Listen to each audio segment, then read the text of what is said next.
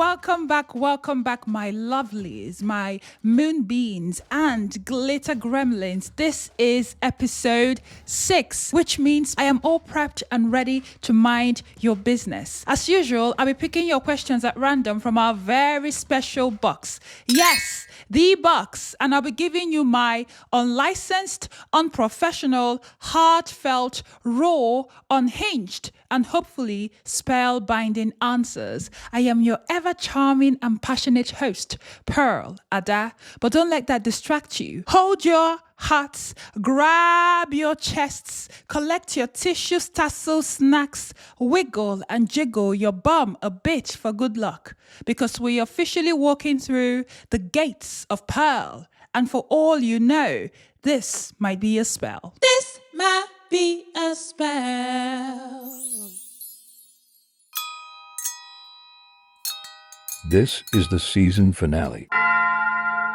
Now, our first question is from Ayomide, writing from Nigeria. How can one navigate vulnerability in friendship? I've always been of the opinion that you have to be vulnerable with your friends, which I always do. Well done, Aya. But they're always holding back. So I already accept them for who they are and I have peace of mind. I'm not totally there, but there's progress. But how do I get to that stage that even if my closest friend does not tell me the date of her wedding and I got to know maybe later from someone else, I won't be robbed of my peace? Your closest friend can be someone who can't tell you their wedding date. That's not your closest friend. You might see them as your closest friend, but they don't see you that way. While I appreciate how much you are listening, and adjusting, it's okay for you to go and find people who have the same investment you have in a relationship. People who won't tell you anything or won't open up to you or won't carry you along. They don't see you the same way you see them. And that doesn't make them bad people, but that's the extent they're willing to go with you. It's an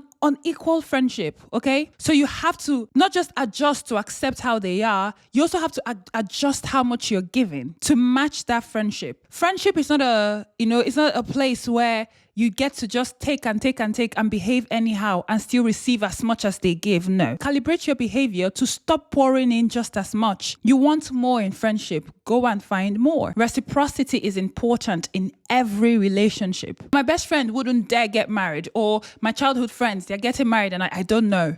That's crazy. This is from Cassidy, writing from Michigan. How do you refrain yourself from being hurtful to the person who has hurt you many times before? And where do you push the anger you want to push towards others? Ooh, child. I tell you the truth, Cassidy. This is a learning curve. I tell you. There was a time in my life when I was so mean to my mum. Ooh, I was just so mean. Because I'm not going to lie to you, it's really, really tough when somebody has hurt you so much and now you're at that point where you're just full to the brim and you can't take it anymore and you're trying to figure things out. So I had to just look at myself in the mirror and say, I don't want to be a mean person. I get it. In my brain, they deserved my meanness. But then it's not about them. I don't want to be someone who just sounds like this, spits this level of bile and anger at somebody else. So I had to make it about me, because if you just stop making it about them and make it about who you want to be, it's so much easier to now find outlets. Me, I'm a writer and I'm a creative. So usually I just put everything towards the things I want to create. So that's what I did. And then movement. So go to the gym, build something, write something, just whatever it is that gives you so much joy or that you dream about. Let that anger feel that. Okay, because what is anger? Usually when you break down anger, there are other things beneath. Is it really anger? Are you just hurt? Are you disappointed? Do you feel lost? Like anger is usually like a melting pot for all these emotions. And then when you strip the mask of anger away, you're so sad. And the only thing you can do right now is be angry because there's no other way. You don't know how to express it to this person who is so hurtful. So just decenter them in the story and center yourself. Who do I want to be? And how am I going to make sure I'm that person? This includes literally shutting down, grey rocking, look up grey rocking people, just not reacting, saying nothing, just until you can eventually build up yourself in a way where it doesn't feel like you're walking on a landmine whenever you're around them. It won't happen overnight, but good luck. But I swear to God, I genuinely understand you, babes. I really, really get it. Oh, I feel for you, babes. I really do.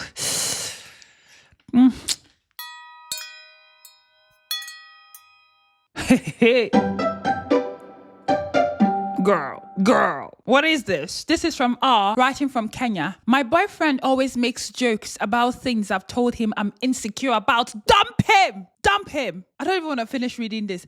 Dump him! Girl. I sometimes don't feel good about my weight, and he knows this and keeps making jokes or laughing that I am emotional. I love him, but I'm starting to feel disrespected and small around him. When I joke back, he gets defensive and says he's teasing. Is this a red flag or am I being dramatic? Girl, why are you asking me?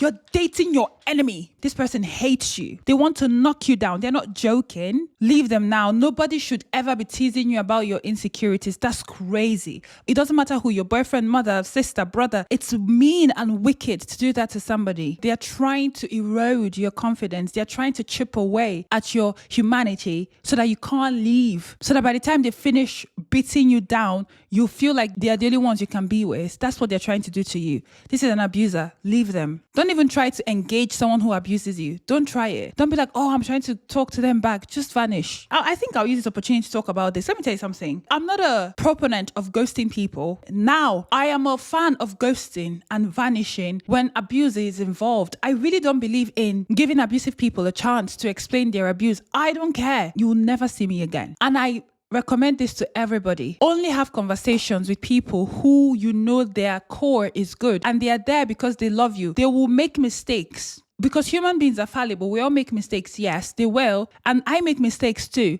But I have never in my life, to somebody that I love, even someone I don't even love, I don't do that to anybody, indirectly try to chip away at them, at who they are. They don't love you. They hate you. They hate your guts. Run. When someone hates you, you're not supposed to be arguing with them. They're meant to come back one day and realize that you're no longer there because you're under attack. Emotional abuse is so bad that sometimes you don't realize that you've been caught. Just slowly chip away. And one day you wake up and you don't know who you are. Okay, other forms of abuse, there's evidence. Emotional abuse is insidious. Some people, 20 years of their lives gone and they did not know when it started and when it ended. They had no clue. So I don't advise anybody to try and talk out emotional abuse. V-A-N-I-S-H, vanish. V-A-N-I-S-H, vanish. V-A-N-I-S-H, we vanish. V-A-N-I-S-H, we vanish.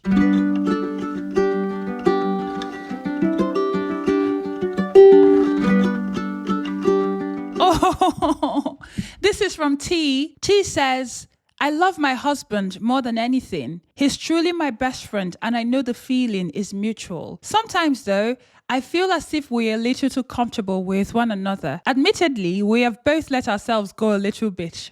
We are messier, we are lazier, and sometimes we can be outright gross around and in front of one another. I do have some trauma that affects us intimately, but I also think that this lifestyle we've fallen into is affecting our intimacy too. I've been trying to find ways to gently suggest that we try to clean ourselves up a bit, try a little harder and bring that spark back. While I am so grateful to have found my forever person and feel fully comfortable with them, I fear we've gotten too comfortable and maybe even stuck in that territory. How do you think I should navigate a conversation like that? I'm worried he'll feel embarrassed and maybe even defensive if I don't tread carefully. Oh, this is such a vulnerable thing to write. You know what? The same way you told me, just tell him. I think you can even copy and paste this. And start with yourself. Clean up. Reduce the grossness. If I, a stranger, could feel what, the honesty and the earnesty behind this, your best friend and your husband, of course, he'll feel it too. Maybe make it a date night, where you are dressed nicely, put in effort, looking great, and then invite him into that space and then tell him, I think you've got this, T.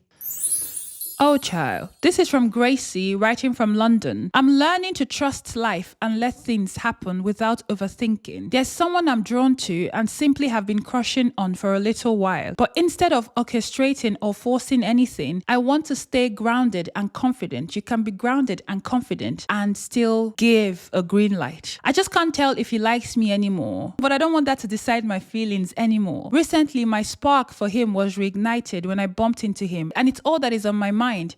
How do I hold desire without gripping? How do I stay open without becoming attached? And how do I cultivate the kind of energy that allows love, the right love, to naturally gravitate towards me? What does it mean to trust the universe with matters of the heart, especially when you care for someone and want something to unfold, but you don't want to chase or force anything? Now, Gracie, there's so much content on the internet about how to get princess treatment, how to, I don't need to break it, but you know the content. Oh, how to live in your feminine energy. That's how I feel about them content. But Gracie, you're a grown adult and this is your romantic life. You're not a random person or a random thing waiting for someone to come and orchestrate and bring you into a life you want. Why be confused if someone likes you when you have a mouth that works? You can literally find out if they like you by asking. Ask in whatever way that works for you and watch what they do. That's it. What is all this? Trust the universe, yes, but you are a sentient person in charge of your reality. Things don't just happen. You put out an action and then that action is a ripple effect. You don't even have to say, oh, I'm interested in you. Ask, what are you looking for? He might not know you're crushing on him. But if this is a situation where the guy has made it clear that he might like you, but he's not making any moves, go like somebody else. Take control of the experiences you want to have. The universe responds to the actions we take, to your efforts, to the things you put in motion. Let's stop acting like we're in the Middle Ages, in the Stone Ages. A lot of women have really laid down their lives for us to get to a point where we can actually have conversations like this. And how do you hold desire without gripping? By finding gratitude in the feeling. Like I talked about in one of our episodes, liking people is a blessing. It's magic, I think. So I don't need to possess anything that I like. I might be sad that it didn't work out, but I know for a fact that if I felt that feeling, it lives within me. It can happen again. So I hold that as a present and go, wow, I will share it with somebody else one day. Good luck, Gracie. This is from Gabby, writing from Brazil. This year, I felt very emotionally distant from my friends. My body and mind just get tired by the thought of texting them or having them over. But I adore my friends and I want to be there for them. Some of them even admit that they miss me and would like to talk more. And to that, I respond vaguely without saying yes or no. Yeah, I've been gone, haven't I? Also, sometimes when I'm holding a lot of negative emotions, I start to secretly think negatively of them. Like they don't understand me or they are so clingy. The cause of all of this might go deeper than I initially thought, and it's been really troubling me because I think to myself, if I can't be there for my friends, how would I ever be there for a lover? Is there any way I can allow myself to be a better and more present friend while also dealing with all these emotions and understanding where they come from? Just communicate and tell your friends. Instead of playing with words, tell your friends you're feeling overwhelmed. Tell your friends you don't know what is going on and you've not pinpointed your feelings, because sometimes we don't give our community the opportunity to be there for us, to hold us while we're not while we're not the best people. And some people will not be able to hold it, but some people will. It will keep compounding and getting worse if you don't tell them. At points in your relationship with people, you will not be that great a person. Telling them gives them the opportunity to decide how they want to be there for you. Child. This is from Melissa, writing from Texas. Hi, Pearl. The timing of this is almost perfect because I feel like I don't have a strong sense of direction right now. My question is, how can I stop internalizing everything my ex does post-breakup? How are you seeing everything your ex does post-breakup, Melissa? Baby. For context, we are each other's first everything and dated a year. But now he's doing all these things that wouldn't have been okay during the relationship. And I'm trying to be happy that he's experiencing the world and that the world is experiencing... Oh my God, I'm sorry. Girl, I'm sorry. Don't mind me. And I'm trying to be happy that he's experiencing the world and that the world is experiencing him. But it just feels so hurtful. That's the problem. Why do you have to be trying to be happy that he's experiencing the world and the world is experiencing him? Focus on your own life. Stop keeping tabs on your ex. If you don't know what he's doing, how will you internalize it? If you guys are each other's first, that means it was in that relationship that he learned what he may or may not like. So of course, their next relationship, they will have experiences they didn't have with you. That's how all relationships progress. It has nothing to do with you, Melissa. When you actually eventually meet somebody else, when you do, you will see yourself doing the same thing. You have experiences you didn't have with your first because they were your first. Both of you didn't necessarily have experience. So of course, it's like the blind leading the blind because both of you were both blind. So now that you've seen a bit of something, You take it into the next one. Maybe the person you're with has seen a bit more. They will give you ideas and you're like, ooh, I like this. You do more. That's it. So why are you spying on your ex? That's the question, Melissa. And I know that's because you're not over them.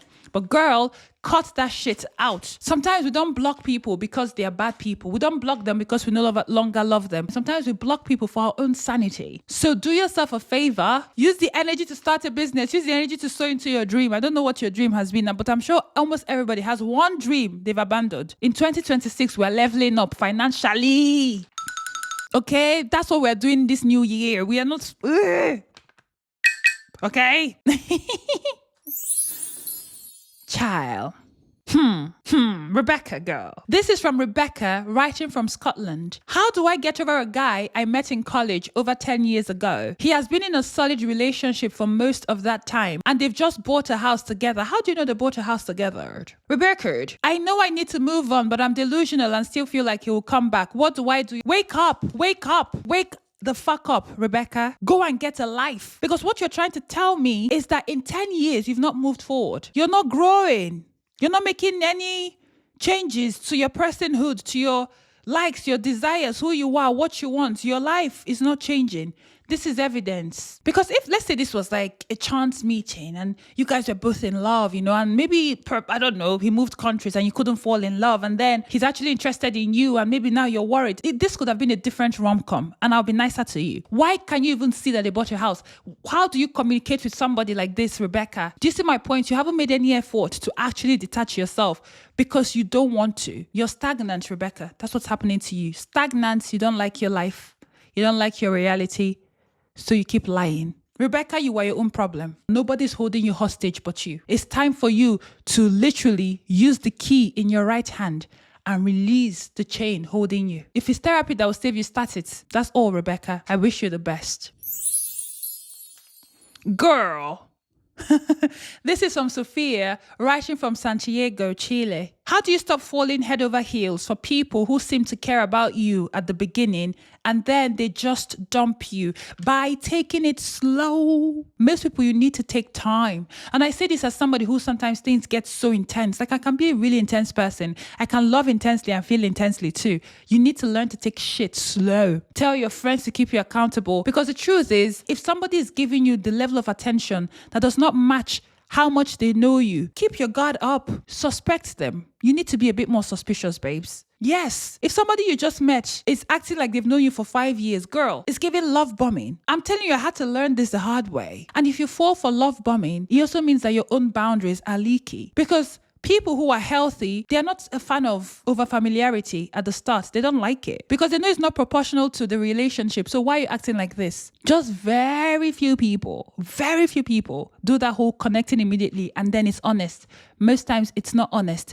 It's intensities, infatuation, it's projecting our expectations on other people. Sometimes it's narcissism. So somebody comes insidiously trying to love bomb you so they can suck you dry. So you need to keep your walls up. If in 6 months it's still that way, 1 year it's still that way, then lower that, then be open. Let your emotions match the timeline. And one of the best ways to keep yourself from doing this is by having a life.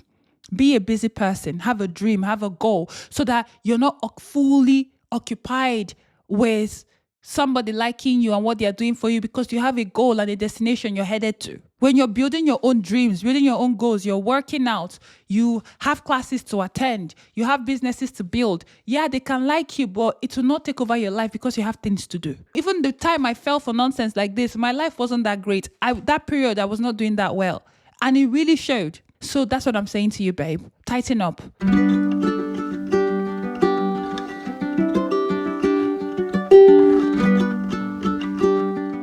I bust the windows of your car. Da-na-na-na-na-na next to me. Da-da-da-da-da-da.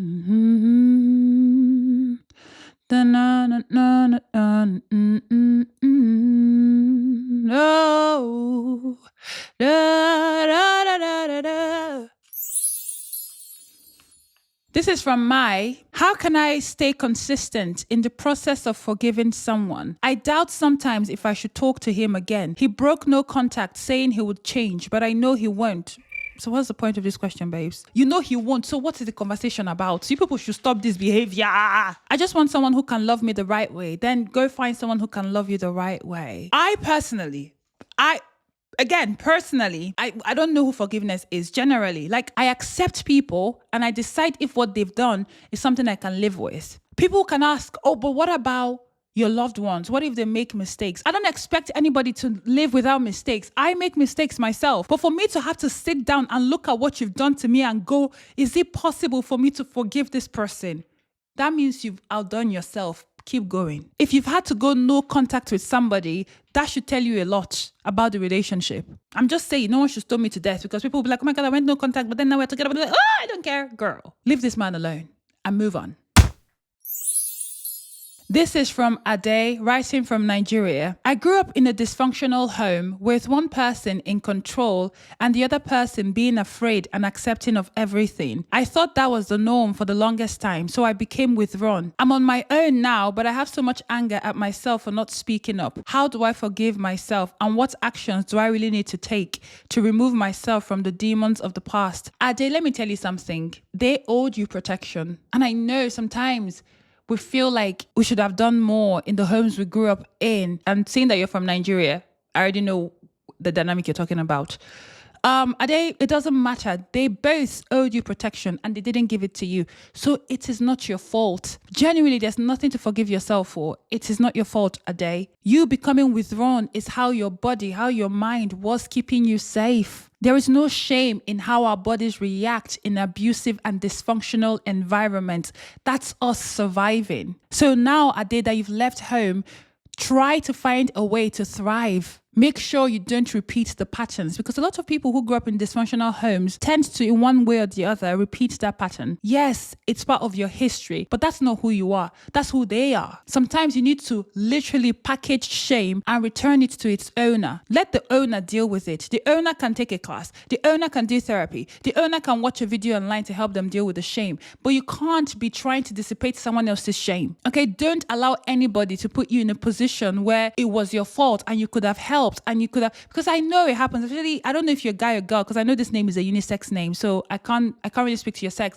But part of me is assuming that you're a guy, because I know it happens a lot where there's this dynamic where there's an expectation that when the man grows up or the young boy becomes a man, then he's gonna have to go and protect his mother. It can happen, but I would never ever begrudge or look down on a young man who grew up and withdrew themselves. No, because that's the dynamic they created. You're trying to survive. You're a person. You're a person. This is why I hate the patriarchy so fucking much. It's messing with all of us. Men, women, cats, dogs, goats alike. We're all suffering under this rubbish. And I know it's not easy, but you need to remind yourself, this is not mine to carry. Every time it comes up, say, it is not mine.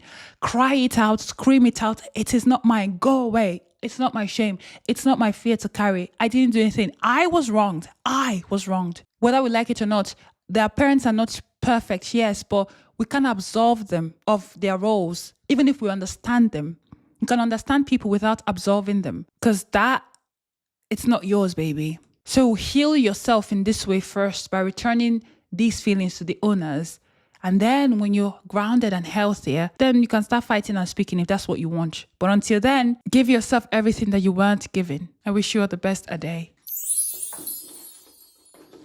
Shake, shake, shake, shake the box. Ooh, I love this question so much. Okay, this is from Shaniza, writing from New Jersey, USA. I've heard this more often than I would like. Just teach me how to love you and things will be better. And it can be used as a manipulative tactic to keep me a little bit longer. Isn't love supposed to be adaptive? So how do you go about teaching someone how to love you unconditionally? It's even more confusing because they've never had to teach me how to love them. Now, girl.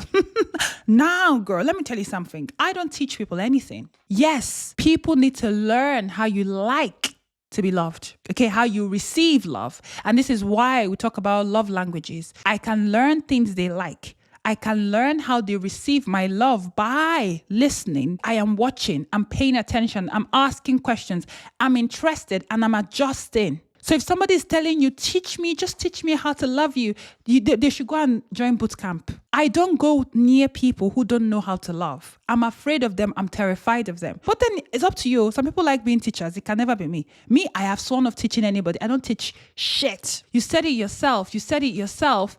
They've never had to teach me how to love them. What does that tell you? You are paying attention.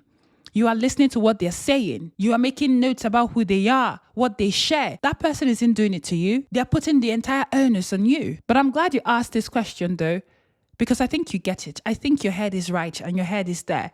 Trust your gut and trust your instinct and leave this motherfucker alone. Release them back to the streets. Release them back to the streets. Release them back to the streets where they belong. Yeah. What is this next one that we are having? What is this next one? Chris says, do you think being intro or extroverted makes a big difference? Yes, it does. The world is built for extroverted people. And I say this as a deeply, deeply introverted person. It's so crazy that a lot of people still believe that being introverted is being shy. No, there are shy people that are extroverted. Introversion is about how you recharge. Some people get their energy from people. Those people are extroverted people. People who get their energy from being by themselves are introverted people. They need to be by themselves to be able to go outside and participate in society. I am one of those people. The world is built for extroverted people. The way businesses are run, so extroverted people, offices. This is why I've never been able to work a traditional job, because I can't deal. I can't deal with the politics, with all them games and expectations. So yes, it does matter. However, to survive and to achieve our dreams, we have to find ways around it. This is an essay. This is from Reem, writing from Saudi Arabia. Why would a man promise marriage for months, yet avoid meeting and fail to show up in basic ways? I was talking to a man online for several months. From the start, he said he wanted to marry me. And throughout the relationship, he swore dozens of times that I would be the only woman he would ever marry. We spoke in deep detail about marriage, our future home, and our life together. He even took my mother's number and said his family would contact mine, but they never did. After a few months, I started feeling like I didn't matter to him, but whenever I brought it up, he had excuses. He was busy. Someone had died. Work was too heavy. I'm not going to read the other examples, but he said a lot of things.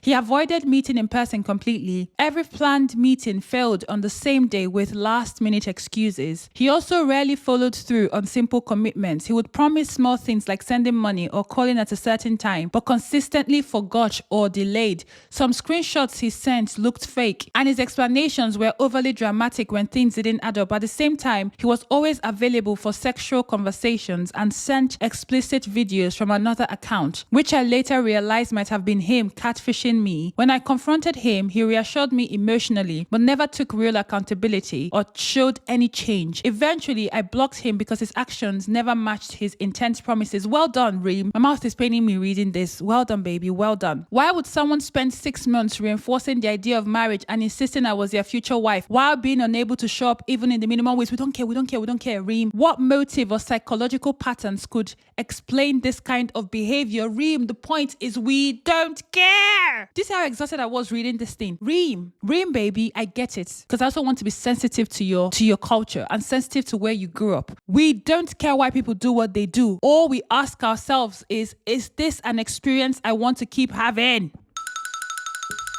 Listen, Reem, I didn't study psychology, okay? I do love psychology, and I do know a lot about psychology, but I have no desire to diagnose people with anything. I don't care, and you shouldn't either. Why would someone do that? We don't know and we don't care. We don't know why liars lie, do we? No. We don't know why people cheat. Oh, I cheated because... Well, we know why people cheat, because they have no fucking sense of morality and they're weak.